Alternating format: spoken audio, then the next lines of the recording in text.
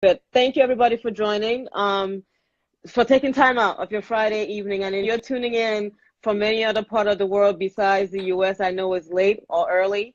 Thanks for joining. This is the News with Obi, where we highlight people in the community doing great work, and we also do a lot of politics. But today is specifically about community change makers, where we're highlighting the wonderful Kemi, who has established so much, and in her career. So we're going to talk about, I have so much to ask you, but what really got you inspired to get into advocacy work? Okay, so for me, in just very simple terms, it is the desire to create change. I'm very passionate about creating change, and advocacy for me is that outlet where I can lend my voice, whether it's to policy reforms or the creation of new policies, or actually speak truth to power. And every day, it is what also spurs me to wake up daily and just want to go. And it's a passion for you. It is a passion for me. Advocacy has always been a passion. So it's not a mistake that I went to school and became a lawyer. Not at all. That was very deliberate, because then again, I also wanted to have an opportunity to understand rights very clearly, to be able to interpret policies, to be able to also know how best, if you want to advocate for something, you need to have good understanding and good knowledge of the issues. And you also have to understand what strategies would work, what audience you're going to be speaking to. So advocacy for me has always been a passion, right from when I was very young. And for the people tuning in, if you have any questions for Kemi, please type it in and we'll read it out, and she'll be able to address those questions. We want this to be as interactive as possible. So when it comes to starting a business, what advice would you give people in regards to the ups and downs that you face starting a business in an African country? And I know starting a business in any other country is not easy, but where you are, did you face any challenges that you weren't expecting, or were you ready for anything that came your way? Okay, so I'm going to be very honest with you. I grew up always feeling that I was never a business person. I still don't think I'm a business person. I've always wanted to be like in the corporate, like I like the corporate world. I want to get up to the ladder and all of that. But you then realize as you go on that you cannot only, especially if you have a vision, a personal vision for whatever it is you want to create outside of your corporate space. So that was what actually pushed me into business. And what I did first, I am actually certified with the John Maxwell team. So I'm a John Maxwell coach, speaker, and trainer. And that was what gave birth to the Seed Hub, which is the business side of what I do. But when I went into the John Maxwell team, I just wanted to go there to sharpen my leadership skills, sharpen my speaking skills, sharpen my coaching skills, not necessarily because I wanted to do anything business-wise. But then I realized that I had so much resources and it wouldn't make sense to just keep all of that in, coupled with the passion I have to want to create change in people's lives.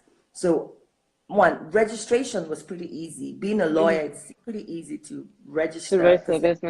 You know what to look out for, and you know all the ropes. But the truth is, business is not easy. And I do actually celebrate people who have been in business for so long. It's one of the hardest things you'll ever do. I feel like it's a lot easier for me to wake up in the morning, go to work, do what I need to do, and get back home. But then you're running a business, you're basically responsible for everything, especially if it's new business. But one thing I have learned so far is the fact that if you are consistent, consistency is very key. Yeah, and I see Studio de Maxi is agreeing with you. She's saying yes, true. And we have a question here. It says, is Seed Hub doing anything to empower underprivileged young people, especially adolescent girls, young girls? Yes, Seed Hub is doing that. And on the Seed Hub, we have the Purple Butterfly, which is basically for university young women. We have the Girls Initiative, which is actually a pretty new initiative for the Seed Hub. But the thing is, now, outside of all these things I do with work and with the Seed Hub, another thing I do that I'm very passionate about is I actually help right now a couple of girls in school. Like, I personally fund their education. Nice. And that's because I believe that as a young girl, as a woman, because the world is, you know that we live in a patriarchal society. Mm-hmm. So the odds are usually against girls and women right from the onset. So you kind of have to fight twice as hard than a man would for certain opportunities. So for me, the reason why education is key, especially for girls, is because it has given them a fighting chance to actually create the life that they want. These girls have dreams. These girls have ambitions. And a lot of them come from families where they would rather marry them off than send them to school because they don't have the resources. When you look at Nigeria, for example, we have over 13 million kids out of school, and about 60% of those are girls. So it makes it difficult to break the vicious cycle of poverty. So education for me is very key. When I empower you with information, I empower you with education, I'm giving you a fighting chance at life. Because whatever information you have, you're able to use it to create the world that you want to see for yourself. Interestingly, education is also something that keys into HIV, which is my corporate life. And that's because when girls are out of school, their vulnerability to HIV increases. It does increase because, again, a girl who's out of school, probably hawking something, may end up getting raped. I'm not saying the girl can't face the same, but the chances are higher. Yes, who is on the streets. Two, a girl who is not in school is obviously a girl who's from a very poor home. And before you know it, she's married off. You know, she becomes, you know, we have issue of early child marriage. She gets married off, she has kids, and that cycle of poverty continues. And you rob her and strip her of every dream that she carries. So Seed Hub actually supports young women and girls in terms of empowering them with education. And now, on my job, just in case people don't know, but when we look at HIV and the prevalence, it is higher with young women and girls. And the truth is, a recent report came out by UNICEF last year, where it did show that every 3 minutes, a teenage girl gets infected with HIV. It is the reality.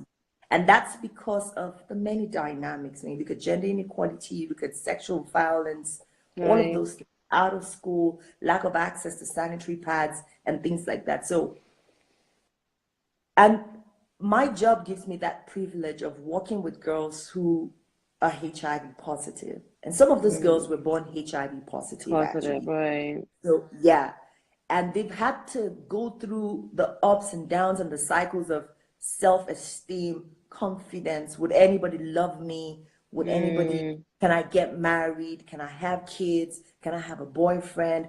I'm HIV positive. What do I do? I have seen these girls in that state of fear, of uncertainty. And we have a project in my organization called the Girls Act, which I'm actually one of the co-initiators.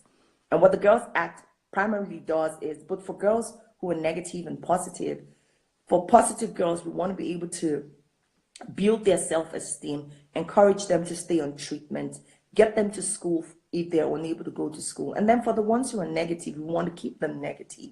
And over time with the Girls Act, which has, the Girls Act has reached over 5,000 girls across South Africa, Nigeria, Uganda, Kenya, Lesotho. It's gone all the way to Haiti, our Haiti program. And we've seen girls blossom, girls who before could not even speak because of their status. They were afraid, you know, and a lot of stigma that is still around HIV. But today, a lot of these girls are actually youth leaders in the facility, in the health center. Some of them are youth leaders in school. And we've had to take some of them even all the way to Amsterdam for the International AIDS Conference, where they address like an entire crowd of strangers about their journey living with HIV. That must be great for their self-esteem, you know? Yes, it does amazing work for them because you see them with big dreams and big ideas. Actually, one of them says she is actually in school to be a female welder, and she wants to eventually have an all-female welding company. Nice. So some of those girls, you sit with them and they tell you, I want to be a doctor because I want to help young people who are HIV positive as well. Yeah. So I have seen them change and just blossom, and they're blooming into this amazing young women. And on the personal side, with the work we do with the Seed Hub, for me, it's always just that, giving them that opportunity to have something that they've always wanted to have, which is like education. So the feedback has always been inspiring. And it's one of the things that also drives me to just continue and keep up with this work. These girls are girls that when they see the likes of Michelle Obama and they see the likes of Jumoke Adeno or Ibukwa Woshika, all these women, Moa Budu, who are doing amazing stuff in opera, they are reminded that it is possible. And it doesn't matter where they are from, because at the end of the day, your location does not determine your destination. So for them, there is that hope. They have that hope. By the way, hope is my favorite word. So there's that hope, in their eyes, that anything is possible, so long as someone believes in us enough to invest in us. So, and speaking of hope, hope is the one thing that if somebody were to be stuck in a desert with no water, no food, no nothing, hope is the only thing that will keep that person alive till somebody finds them. So that's a great word to have as a favorite. It is my favorite word. Over love. And thanks again, everybody, for joining and contributing. While I'm still talking to Kemi and getting to know about her and how we can actually support her efforts and what she's doing. If you have any questions, please type it in the comment section and we'll address it. So I know this actually, your last answer segued into what I was going to talk about next in terms of political climate around the world. We know that when it comes to women and girls, we have to fight for our rights, and that's been an issue that I think recently that people are trying to change, right? So with what you do, and with seeing the political climate and women getting into power, how has that shift in what you do helped with the young girls as well? Do you have any young girls that want to get into politics and stuff like that? Yes, actually, we have young girls, like, for example, the way our services work at AIDS Healthcare Foundation, we do have facilities that we run. And in these facilities, we have what we call support groups. So the support groups predominantly serve the people who are HIV positive, but we also have support groups for younger people as well. And just recently, we did an election in one of our health centers here in Uganda. It was our very first clinic in Uganda as AIDS Healthcare Foundation. And for the first time, the girls actually vied for positions in the support group. In the support group, and nice. A girl actually emerged as the president of the support group. So I'm seeing a lot of shift in terms of girls being interested in power. And all of this happens because we spend time to invest in them. And for me, I think that's where the role of mentoring comes in, mentoring and also being able to inspire them and empower them and equip them with all that they need, all the tools, the resources, whether it's education or anything like that. So I see that shift, and it's very inspiring for me. I'm very hopeful about the future, because I do know that these girls are not going to let their status stand in the way of these dreams that they have. But I also do think that we need more women, in positions of power. When I look around the world, I am very excited about all the shifts that's happening. Women are taking more leadership roles. Women are becoming so vocal. Women are taking their place and standing in their truth. And that's what we want these young girls to become. But to be honest with you, Obi, where I stand and from what I see, I'm very confident about the future. That these girls, we're shaping them into women who would take the mantle and speak truth to power. I'm very confident about that, because I already see that play out, even as they're teenagers, young women. There's that desire and determination to get into governance and politics and just change things around. Yeah, and if it was doing the fist bump and she's saying more power to us, most definitely more power to women, and women taking control with the Me Too movement and all that kind of stuff. So I wanted to ask you, in terms of the young girls that are positive. Medication, I know that can be pretty expensive. How is that funded? Okay, so the good thing about HIV treatment is that it is free. Okay. HIV treatment is free, and that's because in most African countries, in all of sub-Saharan Africa, everywhere nice, around the nice. world, HIV treatment is free, and that's because now there are different ways HIV treatments or services are funded. So it's usually a collaborative effort between partners and governments. So, for example, the United States government actually has the largest support for HIV. That's PEPFAR, the President's Emergency Plan for AIDS Relief, and it was established under Judge Bush regime. It was, yes.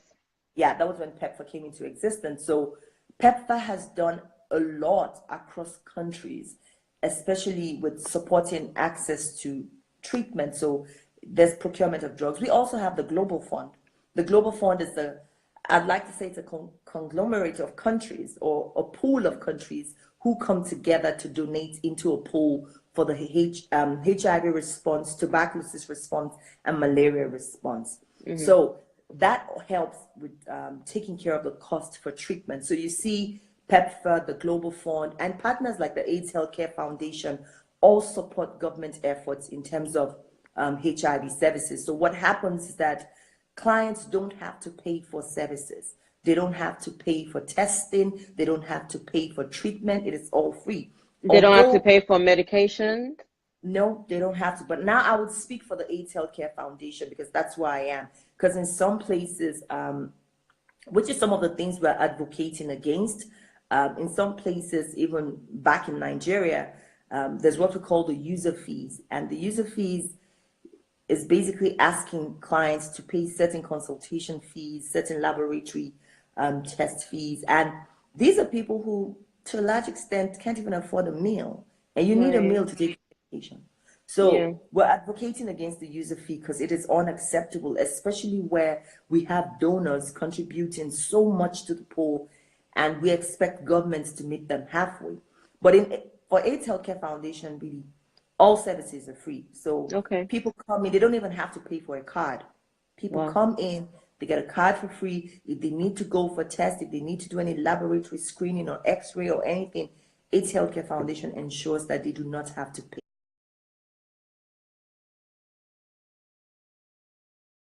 a dime. Because what we see even in facilities, I don't stay in the facilities, but of course I'm very much on the ground, especially at community level, and we also interact with the facilities as well. You see that these are people who, in some cases, you can have a whole family that is positive. So imagine if they had to pay for medication. And the only way to survive with HIV is to be on medication. You cannot afford to go off medication. Treatment-wise, yes, treatment is free, but one of the things we strongly advocate for is for African governments especially to step up in terms of counterpart funding. Donors are doing so much already. We want to see them do more and not be so dependent on donors, not be so dependent on PEPFAR, not be so dependent on the Global Fund. So that's also an advocacy point for us, domestic financing. We want to see more governments commit to the pool. Like, for example, a country like Nigeria, basically, a lot of our HIV response is largely funded by donors. The government contributes a very little percentage.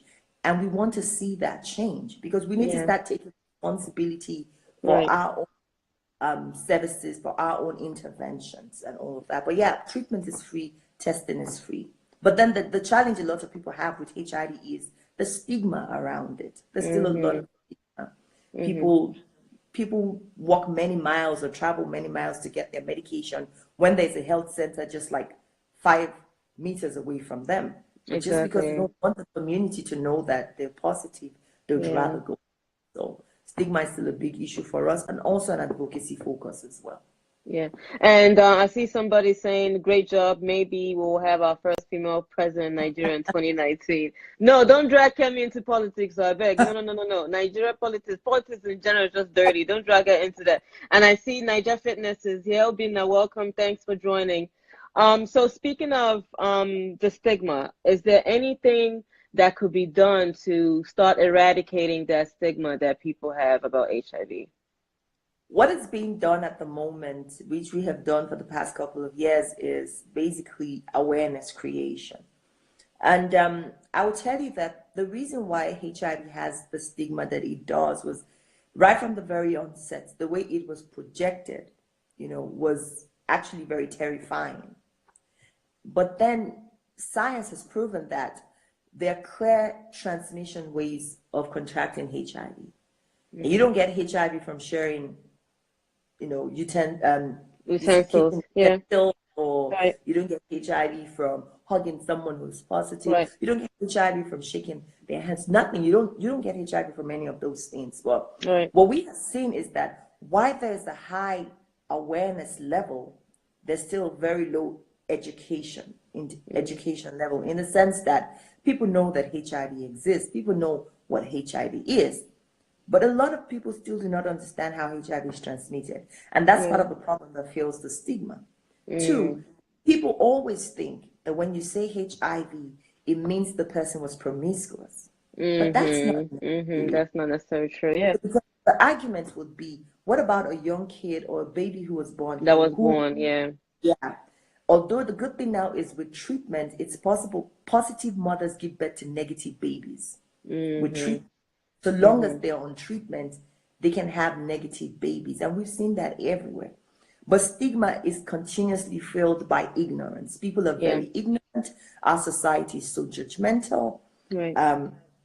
So when someone says they're HIV positive, the first reaction is that, oh, maybe they had sex or unprotected sex. That's why.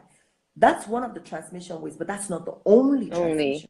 Right. Some people have gotten HIV from blood transfusion. They innocently went to the hospital and got transfused with the blood that wasn't screened. So people have gotten HIV maybe from using sharp objects that weren't sterilized, maybe from the salon or the barber shop. There are many ways that you can, different transmission ways that you can get HIV. Yeah. So it's not always about sex. So you guys are creating awareness around this. Yeah, we're creating awareness around stigma. And the truth is, the fight against stigma is actually, it requires a concerted effort. It's not just for the partners or the service providers, but even community leaders, even parliamentarians. How many countries have anti-stigma law? A couple of our countries do have anti-HIV discrimination law that actually protects people living with HIV. Because some people have lost their jobs just because they're positive. Some people is that legal? It's illegal in some countries, especially countries that have existing laws against HIV, discriminating people by virtue of their HIV status. We've had kids who denied access to school because they are HIV positive, and all of that is unacceptable, because a child going to school is not going to infect anybody else. Exactly. We've also seen, even in schools, teachers are ignorant, still very ignorant, a lot of teachers, about how HIV is transmitted. So one of the things we're doing is more education, not just awareness creation, but education, going to communities, even in churches, going to faith-based organizations, and trying to educate people about how HIV is transmitted. People still think you can get HIV from a mosquito bite. Oh no. In the century. Yes, people still think that. It's not a laughing matter, but it's still, Yeah, it's ridiculous when you think about it, but that's to tell you the level of ignorance that a lot of people still have. Yeah. And I see my friend Ego, if you're still on, Ego is in London. I know with the time difference, she's on tuning in, so thank you. And I guess you kind of addressed the next question, which was, what are the impacts of faith-based organizations in eradicating HIV, especially among young people? Is your organization working with any of them? Okay, so faith-based organizations actually play a role in terms of HIV interventions, and not just in the service area, but also when it comes to education, because I'll tell you why. For example, in sub-Saharan Africa, people have a lot of high regard for the church or the mosque, the leaders of the churches and the mosque. And we've also seen cases in churches or even in mosque, where people are told if you don't do a HIV test or an HIV test, you can't get married, which is not right, actually, because HIV test is voluntary. It's right, not exactly. You're not supposed to be forced. Right. It's voluntary. Everyone is encouraged to know their status, because then you can protect yourself and protect your loved ones. But with faith-based organizations, a lot of them right now, I would say we don't have as many of them as they used to be, but the ones that exist are actually very, very, very active. Like in a couple of our country programs, we work in pools where we also have faith-based organizations, not very directly in terms of we don't maybe work directly with them, but they're also part of the pool that work around the HIV interventions. And a lot of them actually take on the case of stigma. They take on the case of stigma and discrimination. They try to educate their congregation. They try to, leverage on all of that to get people to get more informed about HIV, empower them about HIV information. We can't leave the job alone to just faith-based. I would want to see more faith-based organizations actually speak up on issues, because especially when we talk about young people, it's a very tricky subject. The reason is that a lot of us do believe that if young people at very young age, they're having sex, we need to empower them with the tools that they need to protect themselves. A lot of the communication in most places, whether it's faith-based, whether it's teachers, is that you should just restrict the conversation to abstinence and be faithful. That doesn't always work. Research is showing us that young people are having sex at very early ages. So right. And again, you have young people who are being married off at the age of 13. If a young girl is old enough to be married off at 13, why is she not old enough to get information she needs to protect herself? Like the high schools here in the US, they actually have the nurse's office that hands out condoms if they need it. You see, so that's one of the things that we're advocating for in a lot of places. But you and I know that in Africa, it's going to take a long time. It's going to take a long time to get there. Africa is the only country that is very liberal in terms of allowing, access to condoms for young people. Yeah. Thank you, everybody, for joining in. Kemi is a powerhouse. She knows her work inside out. She's a woman to go to when you want to talk about HIV/AIDS and advocacy in sub-Saharan Africa, or just in general, really. She's very knowledgeable. So, Kemi, speaking of that, what can our viewers do to help? How can we support your efforts, from the Seed Hub to your HIV advocacy work? What can we do to help? Okay, so thank you for asking that question, because I would say first for the HIV part, there's a low risk perception, not just amongst young people, but even amongst older people. People think HIV is no longer an issue because there's treatment, but it's still a big issue. So the first thing I want is for people to be responsible when they make certain choices. If you're going to have sex with someone you're not exclusive with, you don't know their status, please use a condom.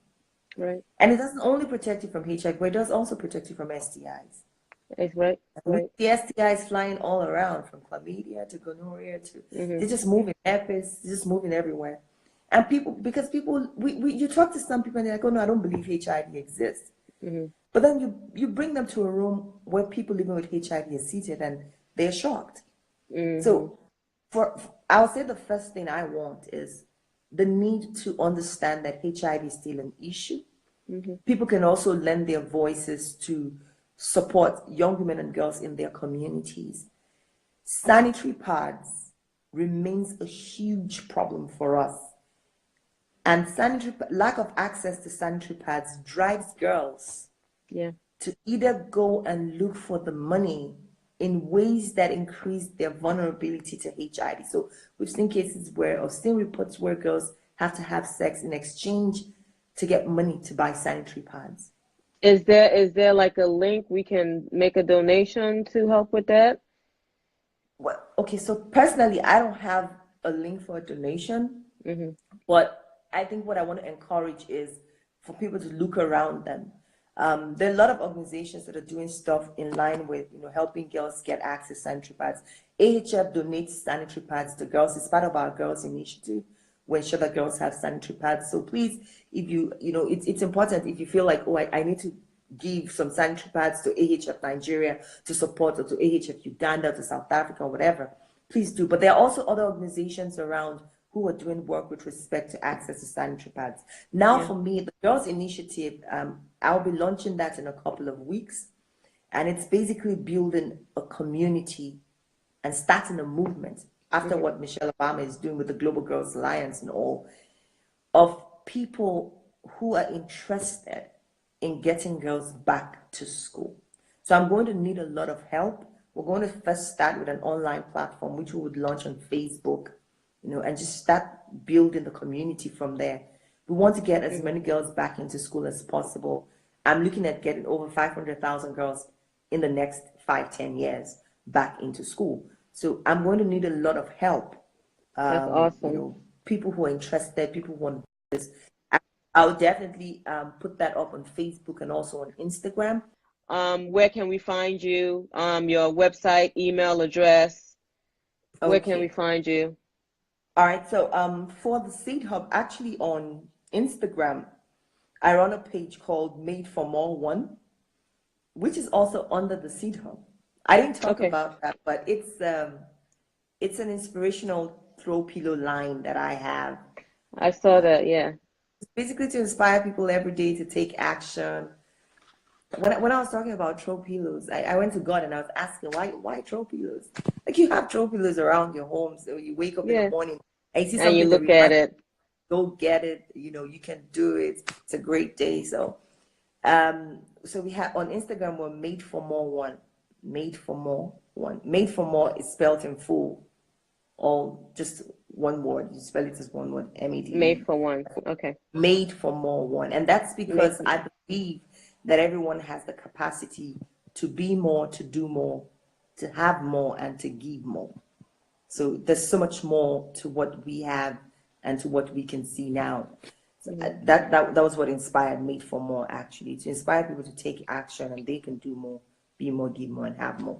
And on Facebook, we're just Made for More on Facebook.